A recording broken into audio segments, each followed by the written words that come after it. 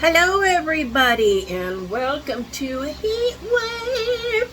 Oh my gosh, I'm physically exhausted from all this heat, and I know it's because I'm a big woman. But seriously, because of my heart condition and everything else, it takes a toll on me. But anyway, how is everybody? I hope you all are doing well. And I'm trying so hard to look in the different lenses. You know what? It doesn't matter. But I'm sending you my love and stuff. But today,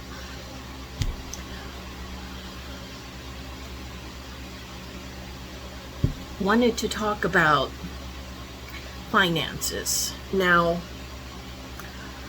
I have always been good about managing my money, only because for the most part and for most of my adult life, living with limited funds, raising 3 kids by myself, no child support, the funds weren't there.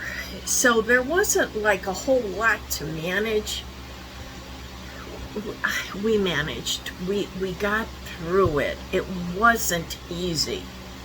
It was hard. But the biggest thing that I will,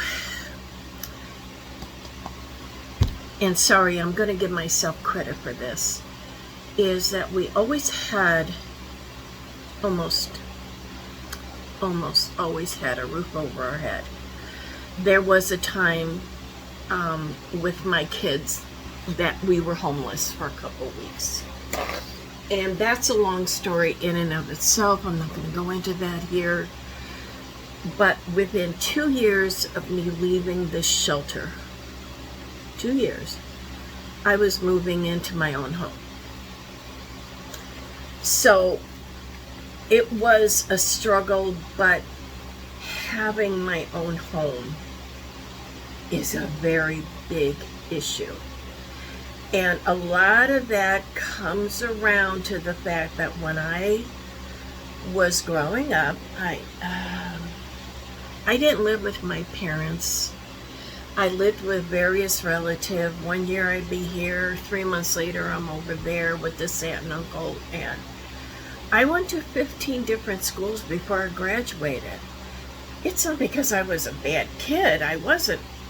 I was just a kid whose parents, my mother, was just a wackadoodle. But that was her issue. So as an adult, having a home was very important. I wanted my own little 4 walls and a roof. I wanted my own place to do my own dishes, wash my own clothes. It's a thing for me. So, up until now, I have purchased 3 homes and used one off and on for rental properties. Don't do the landlord shit. It's a pain in the ass. Tenants, they be crazy. They take advantage of you. Anyway, 2 years ago, February, I found myself in a predicament. Number one, the interest rates on credit cards were rising. Thank you, Trump. Yeah. And I remember in 1 month, I forget which credit card, like Capital One. I don't even remember. And I remember it went from almost 18% to almost 25% in 1 month. Interest charges. Keep in mind, I had been paying my payments on time. Now, I bring home a good retirement, And all of a sudden, I found myself in a position that all of my bills were paid. My mortgage, my utilities, my phone bill, the credit cards, they were all paid up to date. All of my bills were paid. And I found myself in a position that once I was done paying bills, I'm eating ramen soup. And I'm bringing home a good retirement. I worked hard for that. But all of my money was going to pay credit card interest. Yeah. So, I contacted my attorney, and in that January, February 2 years ago. And in the state of Ohio, there, for bankruptcy, there is a worksheet that you do. You list your bills, you list your income, and and she comes back and she goes, "My God, Jen, how are you doing this?" And I go, "Yeah, it's a struggle. I'm hungry." And I didn't qualify. I didn't qualify for like food stamps or going to a food bank or nothing like that because I made too much money. Anyway, and there's not a lot of places that help disabled veterans. Don't kid yourself. All these places, they go, "Oh, we help veterans." No, they don't. No, fuck them. Anyway, I filed for bankruptcy. And it was an embarrassing, such a nerve-wracking situation that it triggered a heart attack. Yeah, that's literally that April. That was in February. Yeah, we have to do this. By April, I'm having a heart attack and having to have quadruple bypass. Not that I didn't have blockage, but that stress literally triggered me into a heart attack. So, okay, I filed the bankruptcy. I'm relieved of the debt. It was a wipeout kind of a thing. And had the heart attack, the surgery, and of course, you all know about all of this, and subsequent moving to Wisconsin, and crazy. So now, fast forward, and I'm reestablishing my credit. What do you need to do to reestablish your credit? You have to take out credit cards. You have to apply for a credit card. Now, because you've had a bankruptcy, I've had a bankruptcy, it's going to be at a higher interest rate. Of course. Okay.